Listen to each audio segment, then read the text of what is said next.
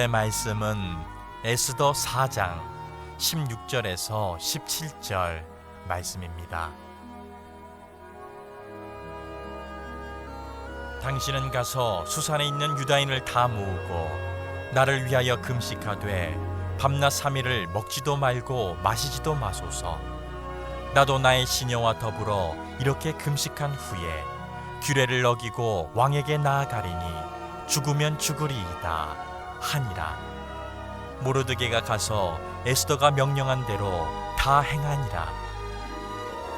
아멘. 현재 지구상에서 가장 높은 건물이 어디에 있을까요? 두바이에 있는 부르주 할리파라고 하는 건물인데 무려 828m 높이의 건물입니다.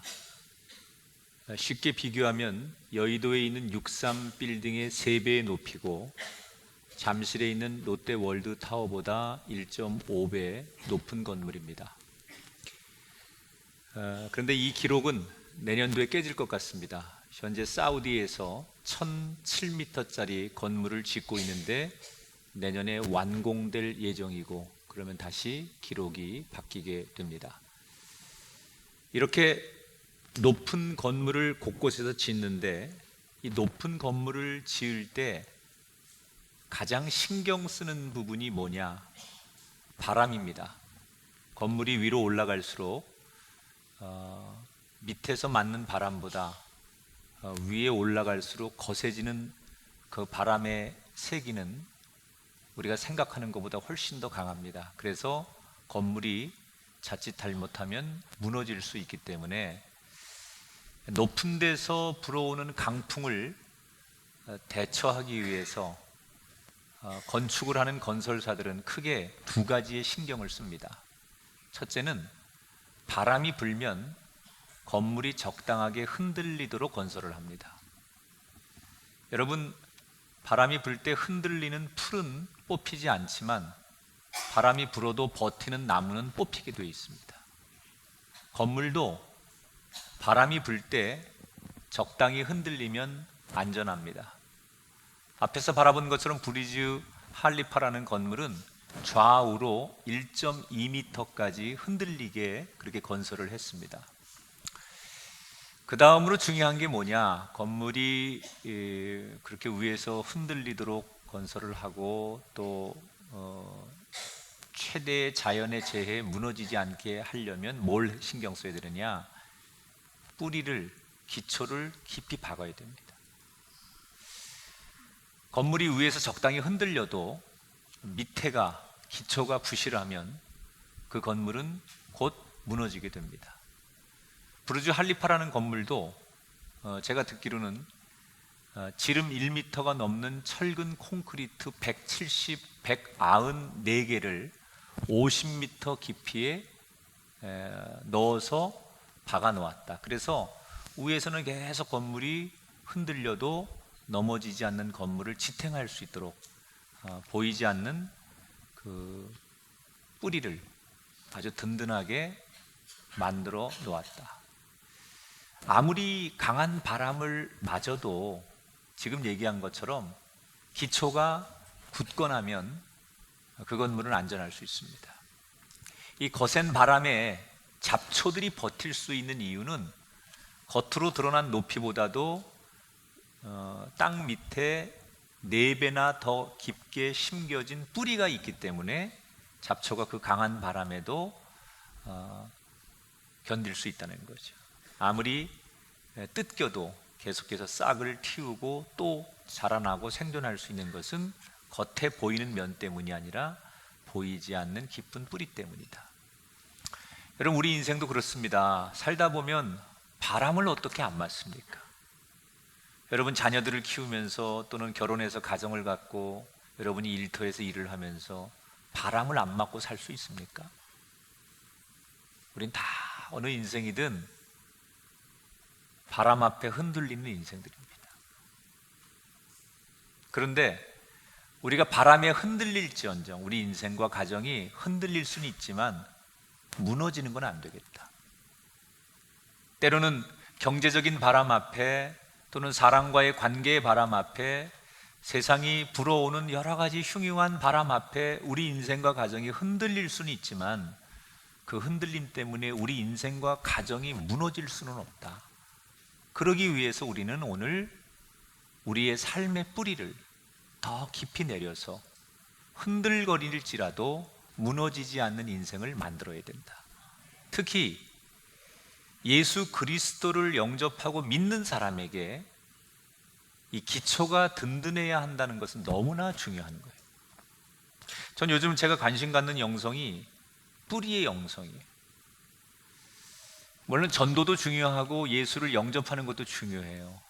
그런데 예수를 영접하고 조금만 흔들리는 바람 앞에 사람들이 쉽게 교회를 떠나고 이단으로도 가고 심지어 오히려 교회를 다니지 않은 사람보다도 훨씬 못하는 인생으로 다시 후퇴하거나 추락하는 교인들을 너무 많이 보면서, 예수를 믿게 하는 것보다 더 중요한 것은 예수 믿은 사람들이 흔들리는 인생의 바람 앞에서, 신앙의 여정 앞에서 어떻게 무너지지 않게 할 것이냐. 그것은 우리의 믿음이 더 많은 뿌리를 내려야 된다. 특히 하나님의 일을 하는 사람은 뿌리가 없으면 어려워요. 저는 제가 당대 예수를 믿었고 제가 일대 예수 믿었어요. 저희 부모님이 예수 믿지 않았고 어찌 보면 저희 가정에는 뿌리가 없었어요.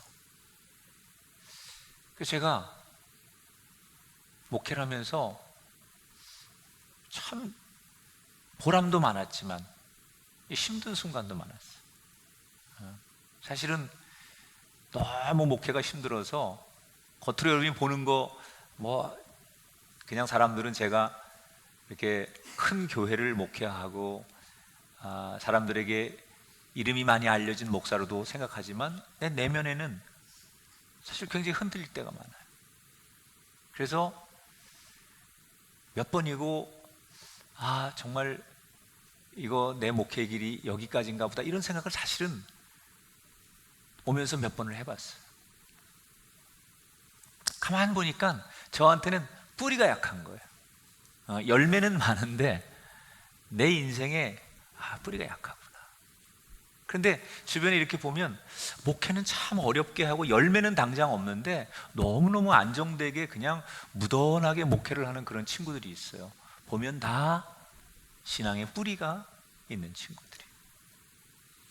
오늘 우리가 만나는 성경의 두 인물, 소개해드릴 인물, 에스더와 모르드게가 바로 그런 사람이지 않을까. 이 두 사람은 사촌지간이죠. 에스더는 페르시아 수도 수사라고 하는 수도에 살던 유대인 소녀예요. 어릴 적 부모님을 여였습니다. 고아로 자랐습니다. 다행히도 사촌 오빠가, 나이가 좀 차이 나는 사촌 오빠가 이 에스더를, 부모 없는 에스더를 잘 돌봤습니다. 이 사촌 오빠 모르드게라고 하는 사람은 요즘 말하면 아주 하급 관리입니다. 왕이 사는 궁궐에서 문을 지키는 문지기, 경비지기, 아주 낮은 신분을 가진 하급 공직에 있는 사람인데, 이 모르드게는 내가 하나님의 거룩한 백성이다 라고 하는 자기의 정체성이 굉장히 분명했던 사람이에요. 그래서 어린 여동생에게도 늘 시간이 있으면 네가 비록 살기 힘들고 부모를 일찍 네가 이별했지만 너는 하나님의 거룩한 백성이다 라는 것을 늘 가르쳤고, 또 에스더는 그 오빠의 가르침을 항상 잘 받아들였어요. 그래서 두 남매가 의지하며 열심히 살아가고 있었어요. 그런데 어느 날 페르시아라고 하는 그들이 살고 있는 나라에 왕후가 폐위가 됩니다. 이 당시 페르시아의 왕은 아하수에로라는 왕이었는데, 역사 문헌에 보면 이 아하수에로 왕은 굉장히 허영심이 많고 권력 욕심이 많은 사람, 그리고 굉장히 자존심이 강한 사람. 그래서 누가 자기 앞에서 아니요, 싫어요 이 소리를 못 견뎌 하는 사람. 신하들이 무조건 자기에게 복종해 줘야만 살아가는 사람.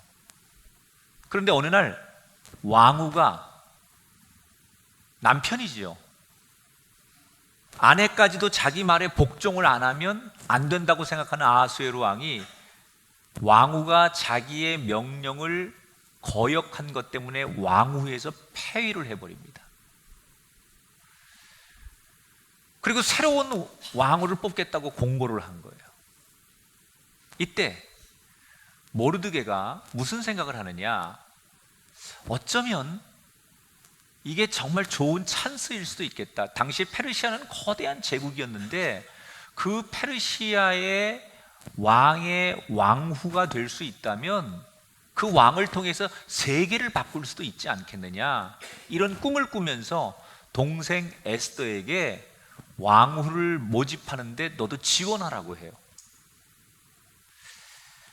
오빠가 나름대로 그런 거룩한 야망이 있어서 동생을 그렇게 왕후로 캔디데이트로 그렇게 밀어넣었지만 사실 말이 안 되는 거거든요. 왜냐하면 페르시아는 조그만 나라가 아니에요. 거대한 제국이거든요. 거기에 왕후가 된다는 것은 집안 좋고 미모 있고 뭐 모든 조건을 갖춘 그런 사람들이 얼마나 많이 왕후가 되려고 여러분 줄을 서겠습니까? 그리고 로비하겠습니까? 그런데 에스더는 용모는 아름다웠겠지만 집안도 별 볼 일 없는, 부모도 없는 가난하고 보잘것없는 출신이에요. 그것도 이방인이에요. 물론 아직은 그가 유대인이라는 것이 알려지진 않았지만 사실은 상식적으로 생각하면 에스더가 페르시아의 왕후가 된다는 것은 거의 불가능한 일이에요. 그런데 이상하게 모르드게의 마음속에는 그런 꿈이 자꾸 생기는 거예요. 그런데 여러분, 어떤 결과가 생겨요? 결국 에스더가 왕후가 됩니다. 어떻게 됐느냐? 엄청나게 많은 후보들이 있었는데 왕이 에스더를 딱 봤는데 다른 게 안 보이는 거예요. 그냥 미쳐버리는 거지. 그냥. 첫눈에 콩깍지가 딱 씌웠는데 내 눈엔 에스더밖에 안 보이는 거예요. 뭐 다른 후보들 볼 것도 없어. 에스더가 딱 마음에 들어왔는데 그 에스더만 보이는 거예요. 그래서 왕이 싫대, 다른 사람. 난 저 여자면 된대. 왕이 그러니까. 그래서 왕후가 되었습니다. 그런데 모르드게는 이 모든 되어지는 일을 자기가 어떻게 해석하느냐, 이건 자기가 머리가 좋아서 동생이 예뻐서 되는 게 아니라 안 될 수밖에 없는 일을 하나님께서 그렇게 몰아가신다라고 받아들이는 거예요. 그래서 이 모르드게는 하나님을 더 신뢰하게 돼요. 그리고 어깨에 힘주지 않고 하나님 앞에 더 겸손하게 자기의 역할을 감당하며 동생을 멀리서 도와주는 거예요. 그렇게 왕후가 된 지 4년이 지났습니다. 그런데 4년이 지난 어느 날 그 신실한 믿음을 가진 모르드게가 신실한 자기의 믿음 때문에 인생의 가장 큰 위기를 만나요. 어떤 거냐면 페르시아에 새로운 총리가 세워집니다. 이 사람의 이름이 하만이라는 사람이에요. 이 하만이라는 사람은 왕의 신임을 얻어서 왕으로부터 총리로 세워지는데 그 과정이 거에게 뇌물을 갖다 바치고 왕에게 아첨을 해서 왕 한 사람의 마음을 훔쳐서 총리가 되는 거예요. 그런데 이 허황된 왕은 자기한테만 그저 혀에 발린 것처럼 자라는 이 하만을 너무 신뢰해서 어디까지 신뢰를 하느냐? 성경이 보면 모든 백성과 신하들이 왕을 보면 왕에게 예의를 갖춰 절을 해야 되는 것처럼 이 총리인 하만에게도 똑같은 권한을 줘서 총리에게도 나에게 인사하듯 모든 사람이 절을 해라, 이렇게 특혜를 줘요. 그래서 이 하만이 가는 데마다 왕 같은 대접을 받는 거예요. 그런데 모든 신하들, 백성들이 하만을 왕처럼 예우하고 인사를 하는데 다 그 나라에서 한 사람이 하만을 보고 절대로 허리를 굽히지 않고 꼿꼿하게 꿋꿋하게 서 있는 사람이 하나 있었어요. 그가 바로 에스더의 사촌 오빠 모르드게였어요. 문지기로 서 있는데 궁에 들어가고 나갈 때마다 반드시 문을 통과해야 되는데 그 문에서 경비를 서는 모르드게는 하만이 지나가는데 눈도 깜빡하지 않고 서가지고 고개도 까딱하지 않고 허리도 굽히지 않는 거예요. 모르드게는 왜 남들 다 하는 하만에게 절을 하지 않은 걸까? 성경에 보면 하만이 아각 사람이다 이렇게 나와요. 아각 사람. 아각 사람이라는 얘기는 아말렉 족속이라는 거예요. 이스라엘 역사를 거슬러 올라가면 이스라엘 백성들이 하나님의 일을 하려고 할 때 가장 많이 하나님의 일을 방해했던 이방 민족이 아말렉 족속이에요. 그래서 구약에 보면 여러분 이스라엘과 대립각을 세우는 이방 민족 중에 가장 많이 등장하는 민족이 아말렉이에요. 아니 하나님의 일을 가로막았던 그 이방 민족의 후손인 하만이 총리가 됐어요.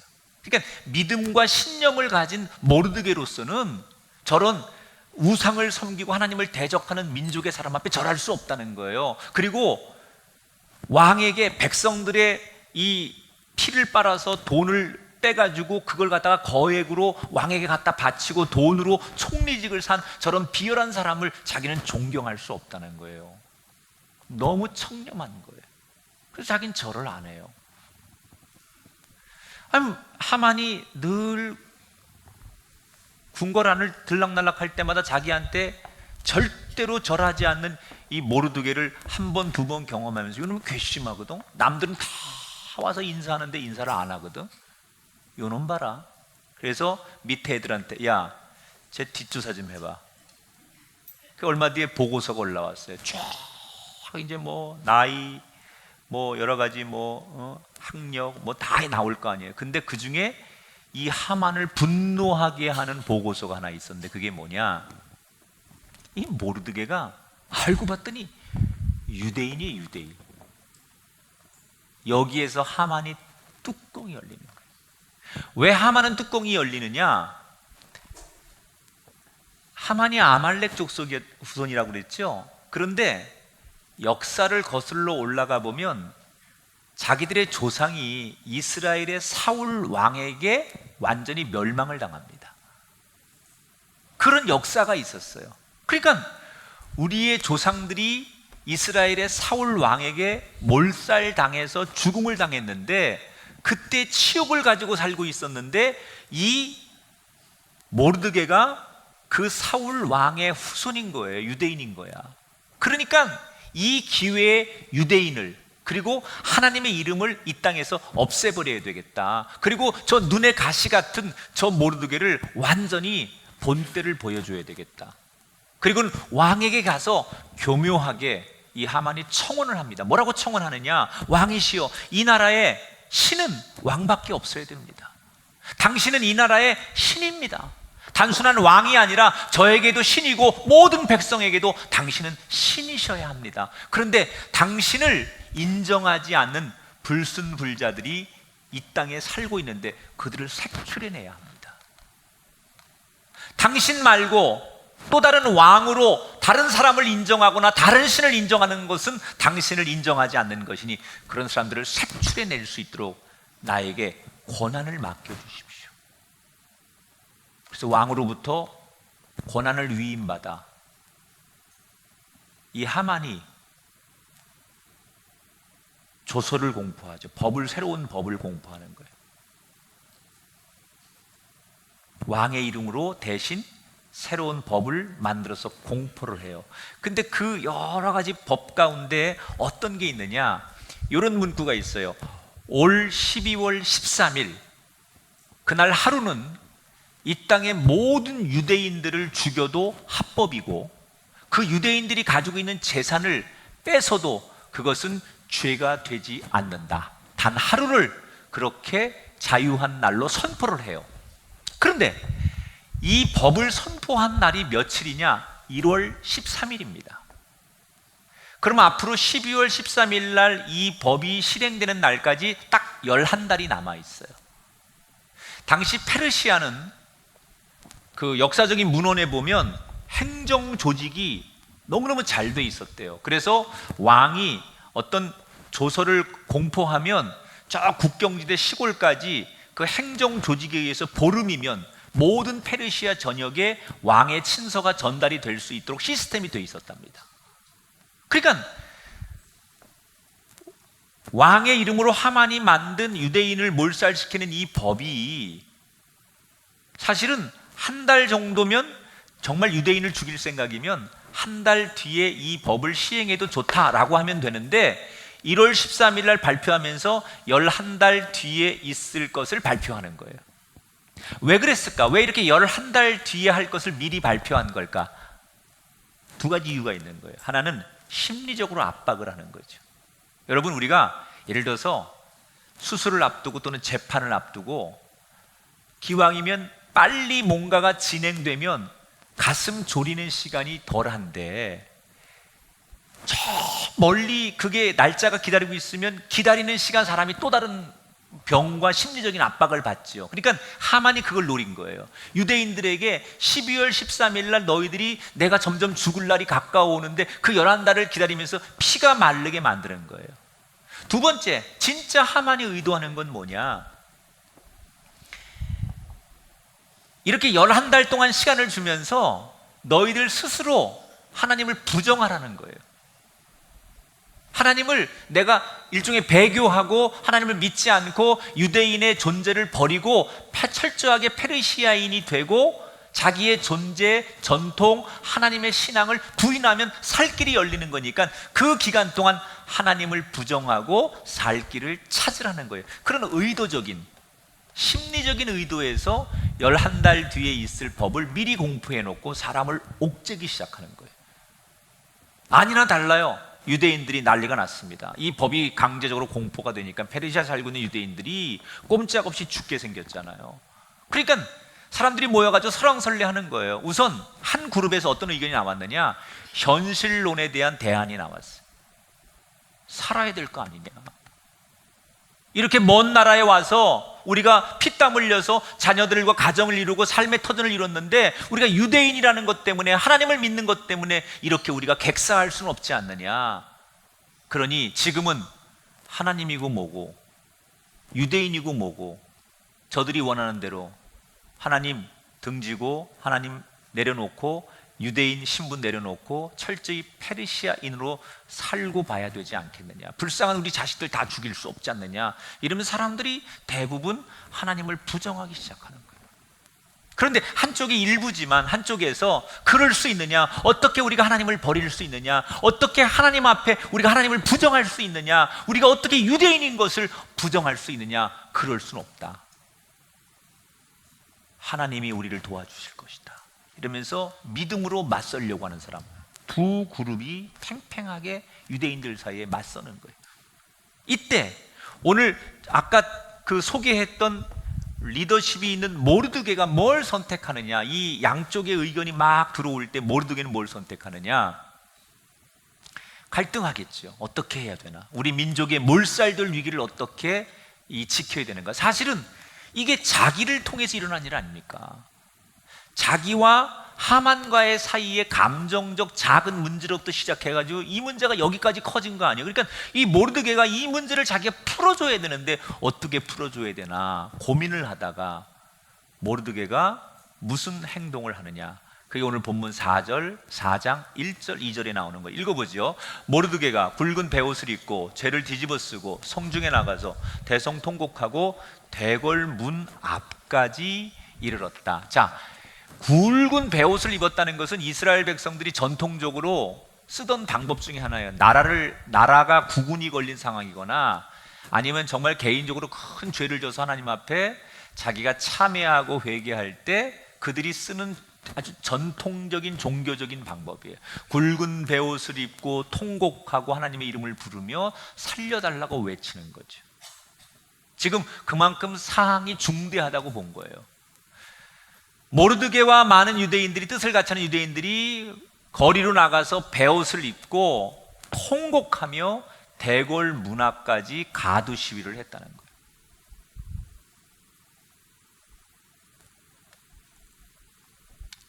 자, 문제는 왜 모르드게는 에스더를 찾아가지 않았을까? 여러분, 에스더는 왕후예요, 왕후. 그러면 왕을 움직이는 것이 지금은 유일한 살 길 아닙니까? 그런데 왜 모르드게는 자기 여동생이 왕후인데 동생을 찾아가지 않았을까? 성경을 여러분 주 4장을 읽어보시면 왕궁 안에 있는 에스더는 오빠와 동족들이 이렇게 어려움에 처한 사실을 전혀 모르고 있어요. 바깥에서 어떤 일이 일어나는지 전혀 모르고 있는데 왜 오빠는 에스더를 찾아가지 않은 걸까? 왜 그랬을까요? 이게 이제 소위 모르드게가 믿음의 뿌리를 깊게 내리는 첫 번째 비결이에요. 모르드게는 사람에게 당당하고 싶었어요. 그러려면 하나님만 의지해야 된다. 여러분, 사람이 자꾸 사람한테 가서 매달리고 사람하고 의논하고 사람 붙들면요, 안 그럴 것 같지만 하나님을 붙들고 하나님 앞에 매달리고 하나님 바라보는 시간이 줄어듭니다. 아니, 아예 나중에 하나님을 안 찾습니다. 우리가 애초에 문제를 해결할 때 초이스를 사람을 의지하고 사람에게 조언을 구하고 사람을 쫓아다니기 시작하면 그 사람은 아무리 믿음이 좋아도 하나님을 의지하거나 하나님을 부르거나 하나님을 찾지 않아요. 모르드게는 이걸 너무 잘 알았어요.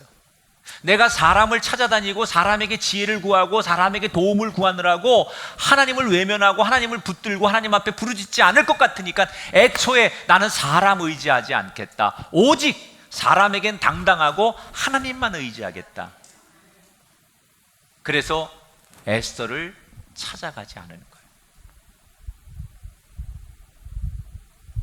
물론 모르드게가 생각은 안 한 건 아닐 거예요. 에스더를 찾아가서 에스더를 통해서 왕에게 탄원하고 이 어렵고 억울한 일을 이야기하는 게 어쩌면 인간적으로 가장 쉽게 풀 수 있는 방법이라는 걸 알아요.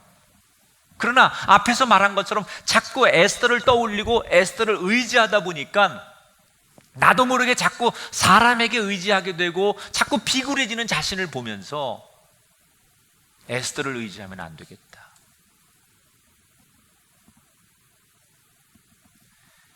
자, 여러분에게 이렇게 한번 물어보고 싶어요. 지금 우리는 역사 이야기를 지금 들어본 거예요. 이스라엘 역사 이야기를. 지금 이 모르드게 이야기를 여러분이 객관적으로 이렇게 좀 들으면서 현대인들이 이 모르드게의 선택을 만약에 평가하라고 하면 어떻게 평가할 것 같아요? 현대인들에게 지금 모르드게 얘기를 쭉 들려주고 이 모르드게의 이 베옷을 입고 하나님만 의지하는 이 상황의 선택을 평가해 보라고 하면 사람들은 이렇게 말할 거예요. 바보 같은 선택을 했다. 여러분 생각해 보세요. 쉽게 풀 수 있는 방법이 여러 가지가 있어요. 아니, 까짓거 하만에게 아니 절 한번 하지. 응? 아니 뭐 그렇게 어려워 그게. 아니 그냥 마음은 안 그래도 오셨어요? 이러면 퇴자 이거 그렇잖아요. 세상 사는 게 그런 거 아니에요? 이렇게 말하면 이 모르드게가 문제야. 아니 그거 지키고 있는데 왕이 법으로 이렇게 공포를 했어. 그래서 자기보다 더 잘난 사람도 다 아닌 줄 알지만 다 하만한테 인사하는데 거기 서가지고 안 입고 와도 오셨어요? 안녕히 계세요? 뭐 이러고 뒤로 돌아서 에이피 이렇게 뱉더라도 아니 그렇게 해야 되는 거 아니에요? 세상 사는 게 그런 거 아니야? 현대인들은 그렇게 얘기할 거라는 거죠. 또 설사 일이 너무 꼬여서 유대인들이 몰살당할 위기에 놓였다면 아까 말한 대로 지금 가장 지름길이 에스더를 찾아가서 어떻게든지 왕에게 탄원하고 왕에게 이 이야기에 들어가게 만드는 게 가장 빠른 길이고 합리적인 길 아니에요. 그런데 왜 이렇게 쉬운 길, 빠른 길, 모든 사람들이 선택할 수 있는 이런 길을 놔두고 모르드게는 왜 어려운 길을 돌아가고 바보 같은 선택을 한 걸까? 그런데 여러분, 우리는 이 모르드게의 선택을 바보라고 손가락질하는데 기억하십시오. 하나님은 우리가 바보라고 손가락질하는 이 모르드게의 믿음을 너무 기뻐하셨어요. 더 중요한 것은 바로 그때부터 모르드게를 위해서 하나님이 일하기 시작하셨다. 우리는 그렇게 모르드게를 한번 적당히 지혜롭게 한 번 정도는 맞춰주면 되지, 뭘 그게 어렵다고 그걸 못했어 라고 바보 같다고 모르드게에게 손가락질하고 비판하고 그를 비난하는데, 오히려 우리가 비난하는 모르드게를 하나님은 기뻐하셨고 그런 모르드게를 하나님께서 감싸주기 시작하셨어요. 예나 지금이나 우리들에게 가장 큰 유혹이 뭔 줄 알아요? 저는 우리를 유혹하는 큰 죄가 우리로 하여금 엄청난 무슨 떠들썩한 죄를 짓는 것보다 더 큰 죄가요, 저와 여러분에게 가장 큰 유혹은 죄일 것 같지 않은 죄를 짓게 하는 유혹이라고 생각해요.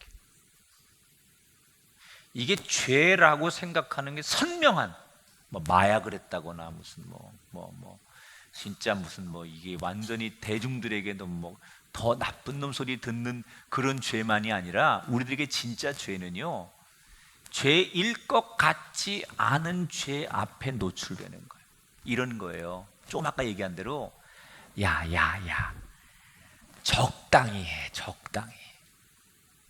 응? 이게 제일 큰 저는 유혹이라고 생각해요. 적당히 해, 적당히. 너 예수 믿는 거 좋은데 적당히. 김학중 목사 그렇게 좋냐? 적당히 해, 적당히. 그런 얘기 듣죠. 또 이런 얘기 듣죠. 야, 그냥 지혜롭게. 야, 교회가 하라는 대로 다 하고 너 성경이 하라는 대로 다 하냐? 야, 그냥 적당히 지혜롭게. 여러분, 삶의 자리에서 여러분에게 믿음을 유혹하는 가장 많이 듣는 말이 그런 거 아니에요? 어느 때는 야, 예수 믿어도 한 번 정도는 그래도 돼. 그죠? 이게 들어보면 별로 죄일 것 같지 않은 거예요. 지혜롭게, 적당히, 딱 한 번만? 죄일 것 같지 않잖아요. 그래서 우리는 이게 죄일 것 같지 않기 때문에 쉽게 타협을 하는 거예요. 그런데 시간이 지나면 이 죄일 것 같지 않은 문제로 타협을 해버리면 결국 우리는 가짜가 돼버리는 거예요.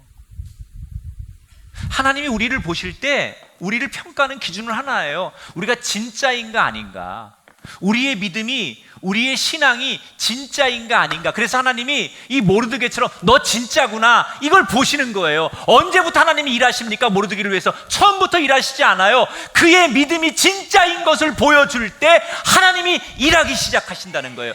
우리의 믿음이 진짜인 것을 보여줘야 돼요. 근데 우리는 적당히 타협하는 거예요. 지혜를 가장해서 타협하는 거예요. 한 번쯤은 그래도 된다고 타협하는 거예요.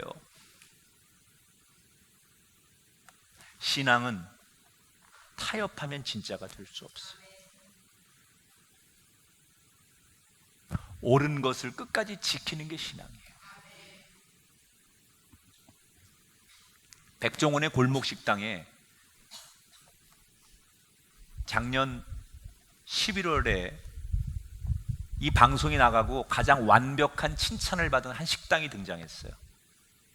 홍은동의 돈가스집.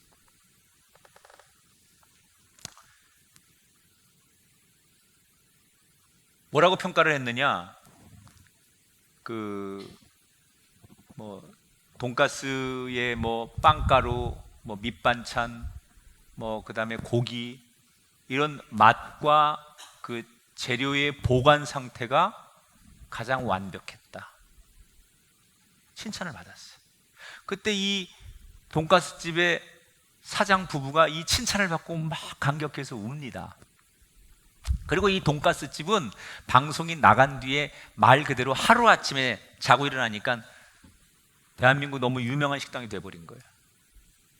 많은 유튜버들이 방송 나간 뒤에 일부러 찾아가서 이 집에 돈가스를 먹어본 다음에 후기를 올렸는데, 이 집의 돈가스를 먹어보지 않고 돈가스를 감히 먹었다고 말하지 말아라. 엄청난 유튜버들의 그 댓글을 보면서 이 집은 점점점 더 유명해지기 시작하죠.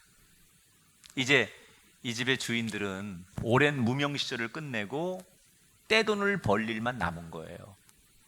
근데 웬일인지 방송을 타고 그렇게 인기를 얻고 나서도 그들은 방송을 타기 이전처럼 똑같이 지금도 하루에 35팀만 손님으로 받고 35팀이 넘으면 문을 닫아버려요. 돈을 더 벌어야 되는데.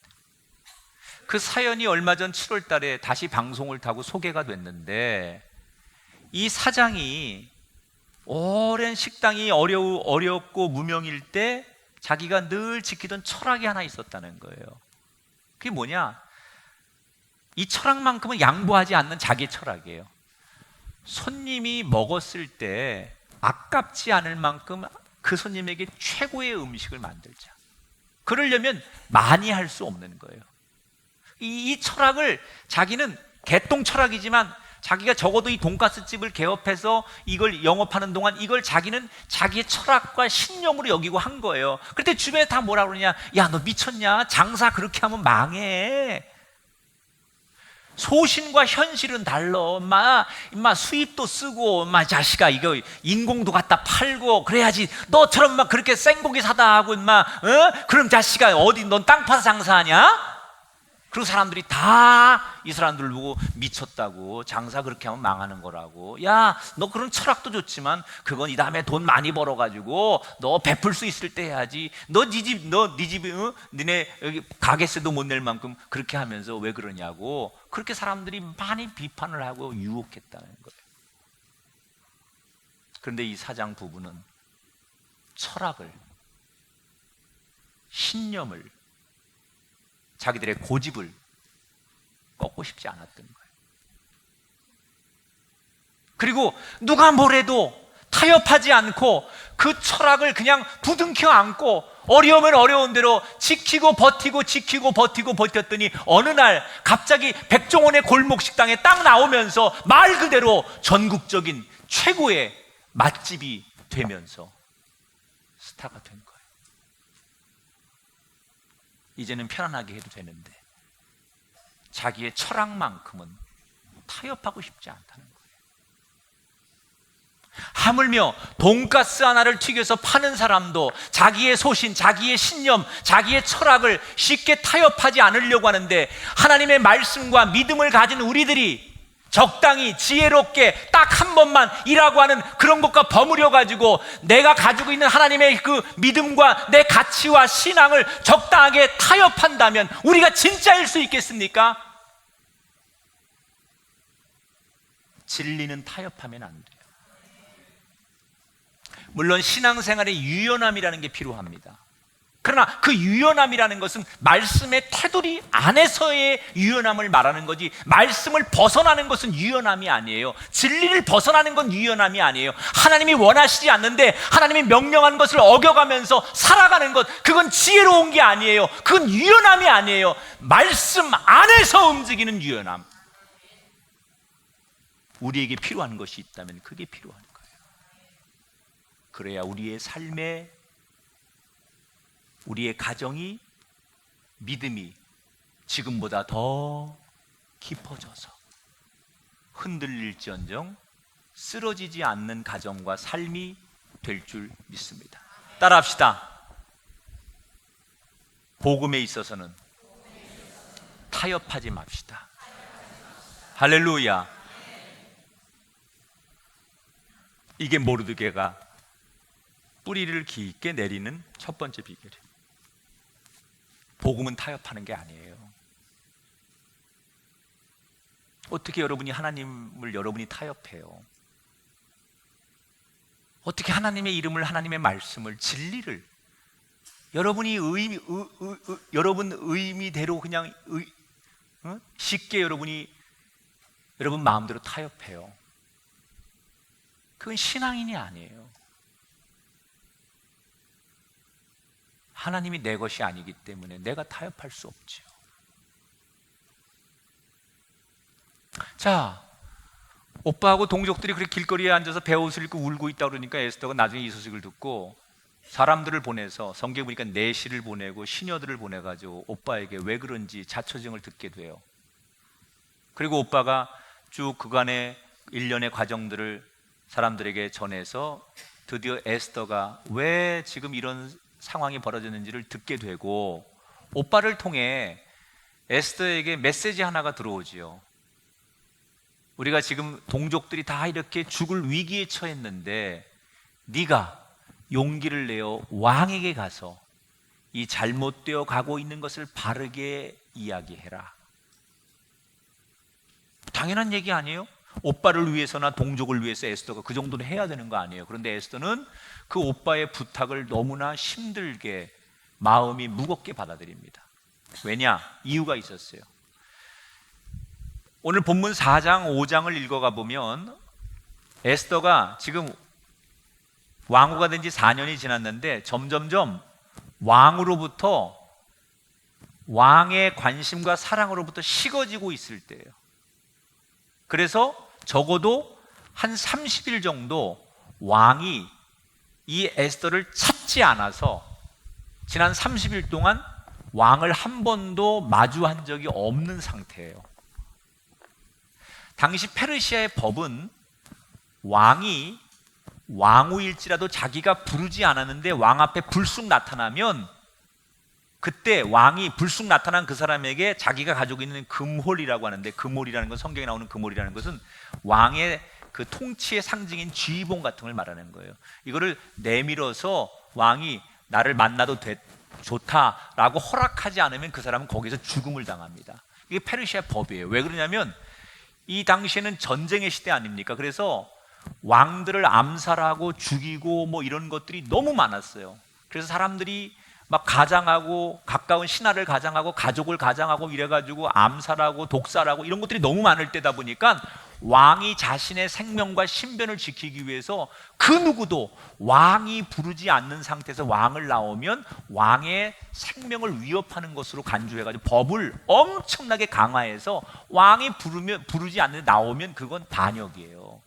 여러분, 지금도 이 민주주의 시대에 청와대 한번 들어가려면 여러분 얼마나 복잡해요. 들어가 보셨어요? 전 가봤어요, 몇 번. 별로 가고 싶지 않아. 너무 불편해. 근데 지금보다, 그때 여러분 그렇게 왕을 만나러 들어가려면 지금보다 수십 배, 수백 배 복잡하다고 생각하면 돼. 그 정도로 훨씬 엄격했던 시대. 그런데 30일 동안 왕이 자기를 부르지 않아서 왕 앞에 나간 적도 없고, 여자는 알잖아.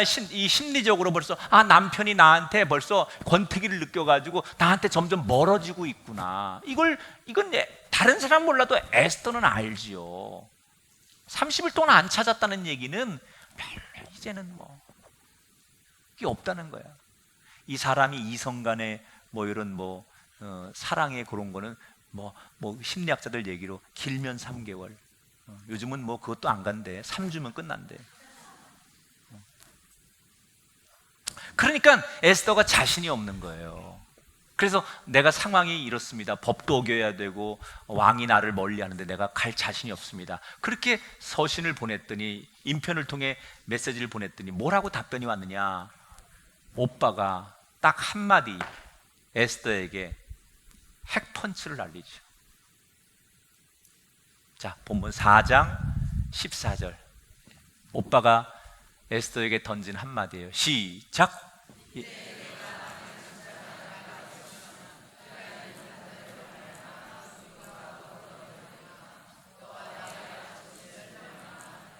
유다인은 다른 데로 말미암아 노임과 구원을 얻으려니와, 이 말은 무슨 얘기냐면 우리 유대인들을 네가 하나님 앞에 가서 네가 왕 앞에 가서 그렇게 우리를 살리려고 애쓰는 걸 안 한다 하더라도 하나님의 백성들은 하나님이 어떤 손길을 통해서든 우리를 살리시고 지킬 것이다.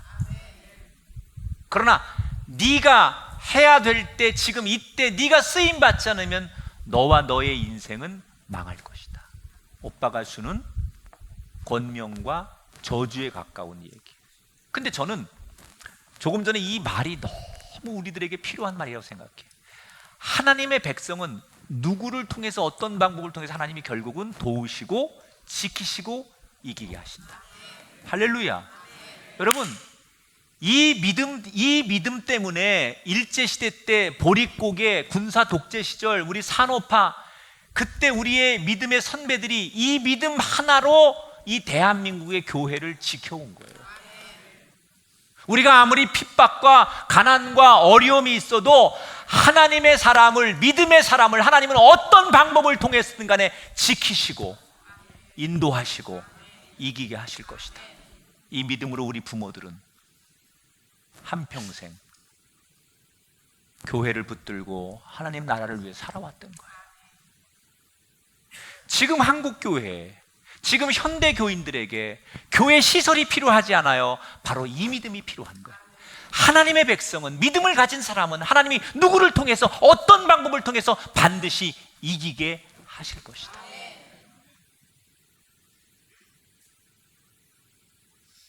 이때 모르드게가 던진 이 말에 에스더가 그렇구나, 그래서 결심을 합니다. 이 말에. 그래서 왕 앞에 나가기로 결심하는데 여전히 두려운 거예요. 그래서 첫 번째, 내가 3일 동안 금식할 테니 우리 동족들도 나를 위해 같이 3일간 금식하게 해달라. 힌트, 원래 이게 설교에는 없는 건데 여러분에게 드리는 덤이에요. 설교에. 그리스도인이 영적으로 하나님의 보좌를 움직일 수 있는 강력한 무기가 2개 있어요. 하나는 금식 기도하는 거, 또 하나는 합심 기도하는 거. 여러분 삶에, 가정에 또는 인생에 진짜 급하게 하나님 보좌를 움직여야 될 때 영적으로 여러분이 쓸 수 있는 히든 카드가 뭐냐? 금식하는 거예요. 진짜 여러분 삶에 너무 하나님 보좌를 움직여야 되는 강력한 힘이 필요할 때 그때는 금식 들어가세요. 그리고 혼자 기도하지 말고 그 문제를 합심해서 부르짖는 거예요. 근데 지금 에스더가 어떻게 이 2가지를 다 쓰는 거예요. 금식도 하고 동족들에게 합심해서 기도해달라. 이 하나님 보좌를 움직이는 강력한 2가지의 무기를 다 쓰는 거예요. 그리고 3일간 금식하고 헬쑥해진 얼굴로 나름대로 예쁘게 치장하고 왕 앞에 나갑니다. 왕이 부르지 않았는데 불쑥 나타나니까 왕이 깜짝 놀라고 옆에 있는 경호원들이 칼을 빼서 당장 왕후의 목을 칠 기세로 달려들기 시작합니다. 몇 초 뒤면 에스더의 사느냐 죽느냐 운명이 결정됩니다. 과연 에스더는 어떻게 될까요? 다음 시간에 만나겠습니다. 이 드라마들이 이렇게 쓰잖아요. 어떻게 돼요? 법을 어기고 죽을 수밖에 없는 자리에 나간 에스더를, 결과는 5장 2절에 나와요. 왕후 에스더가 뜰에 선 것을 본즉 매우 사랑스러움으로 손에 잡았던 금 규례를 그에게 내미니 살았다는 얘기예요. 분명히 죽어야 되는데 왕이 거들떠도 보지도 않던 이 에스더가 나오니까 갑자기 그 헬쑥해진 얼굴, 그리고 처음 에스더를 봤을 때 뿅뿅뿅 하트가 나왔던 것처럼 에스더가 너무 갑자기 사랑스럽고 예뻐 보이고, 그 에스더를 내가 왜 안 찾았던가 그런 후회가 들 만큼 에스더가 아름다워 보이고, 그래서 에스더 보고 싶었어. 어디 갔었어? 그러면서 자기가 먼저 달려와서 에스더를 안고, 그래서 에스더가 살았다는 얘기예요. 물론 여러분 짐작하시겠지만 그건 에스더가 예뻐서가 아니고 남자를 꼬시는 꼬리를 쳐서도 아니고 하나님이 그렇게 왕의 마음을, 왕의 눈을 움직여 주신 거예요. 무엇 때문에 하나님께서 에스더를 그 위기의 상황에서 지켜주시고 살려주신 걸까? 사람들은 이렇게 정답을 얘기해요. 에스더가 오빠에게 왕 앞에 가기 전에 내가 죽으면 죽으리다, 이 말을 했기 때문에 하나님께서 살려주신다. 죽으면 죽으리다, 그 말은 내가 순교하는 마음으로 가겠습니다, 이렇게 해석을 하죠 사람들은. 물론 맞는 얘기예요. 그러나 요거는 이 성경을 반쪽만 보는, 아주 기초적으로만 해석하는 사람들이에요. 저는 이렇게 보지 않아요. 죽으면 죽으리다라는 얘기는 내가 순교하는 마음으로 가겠습니다, 그런 뜻이 아니에요. 그 너머에 깊은 뜻이 있는 거예요. 이 말은 하나님이 죽으라고 하시면 내 기꺼이 죽겠습니다, 그런 게 아니고 내가 최선을 다하겠습니다. 내가 할 수 있는 최선을 내가 다하겠습니다. 그리고 마지막에는 하나님의 처분, 하나님의 결과를 내가 믿고 따르겠습니다, 그런 뜻이에요. 내가 죽는 마음으로 가겠습니다, 그런 게 아니라 내가 할 수 있는 최선을 다하되, 그러나 결과는 하나님이 처분하시고 인도하시고 하나님이 결정하는 대로 내가 따라가겠습니다 라는 믿음의 고백이 숨어 있는 거예요. 이걸 우리는 우리말로 뭐라고 말하느냐, 진인사 대천명이라고 해요. 죽으면 죽으리다라고 하는 에스더의 고백은 하나님의 처분, 하나님의 인도하심을 따르겠다는 하나님을 신뢰하는 믿음을 보여주는 거예요. 나는 순교하겠습니다, 그런 마음이 아니에요. 난 하나님을 신뢰한다는 얘기예요. 하나님이 내가 원하시는 대로 하지 않을지라도 하나님이 어떻게 인도하든 간에 나는 그 하나님을 신뢰하겠습니다. 여러분, 우리의 믿음의 뿌리가 깊어지려면 이 단계까지 가야 돼요. 우리는 하나님 앞에 내 주여 뜻대로 행하시옵소서 이렇게 찬송하고 기도하면서 막상 우리가 기도한 대로 결과와 응답과 열매가 나타나지 않으면 여러분 그렇게 말합니까? 하나님 이럴 수 있습니까? 어떻게 이것만큼은 들어주셔야죠. 내가 그렇게 간절히 하나님 앞에 부르짖고 기도했고 하나님 앞에 그렇게 소원했고 내 형편 아신 하나님 어떻게 내 편이 안 돼주십니까? 저 이거 없으면 죽으라는 얘기인데 하나님 어떻게 나한테 이런 열매와 응답을 주시지 않습니까? 자기가 기도할 때 내 주여 뜻대로 행하시옵소서라고 기도해놓고 결과가 안 나오면 사람들은 하나님을 원망하거나 실족하고 흔들림에서 완전히 무너지는 인생이 돼요.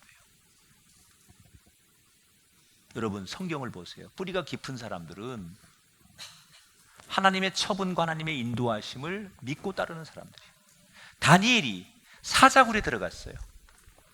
다니엘이 원하는 건 사자굴에 들어가는 게 아니에요. 들어가면 죽어요. 그러니까 하나님 들어가기 전에 나를 살려주는 것, 들어가기 전에 막아주는 것, 그게 다니엘의 기도였지 않겠어요? 그러나 다니엘이 뭐라고 말해요? 그리 아니하실지라도 내가 기도한 대로, 내가 하나님 앞에 소원하고 부르짖은 대로 그렇게 응답되지 않을지라도 하나님의 처분과 하나님의 응답을 나는 믿고 따르겠습니다. 그것이 죽으면 죽으리다의 신앙이라는 거예요. 혹시 여러분 간절히 기도하는 제목이 있으십니까? 바라는 소원이 있습니까? 그런데 살다 보니 내가 기도했고 내가 바라는 소원대로 안 돼서 너무 힘들 때가 분명히 올 거예요.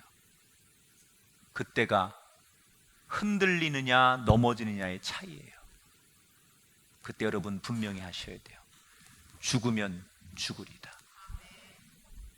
내가 분명히 하나님 앞에 이렇게 기도했고 이렇게 소원했지만 그리 아니하실지라도 나는 하나님을 신뢰합니다. 하나님이 인도하시는 대로 따라가겠습니다. 그럴 때 하나님은 여러분을 통해 일하기 시작하시고 여러분에게 놀라운 역사를 에스더처럼 부어주실 줄 믿습니다. 말씀을 정리합니다.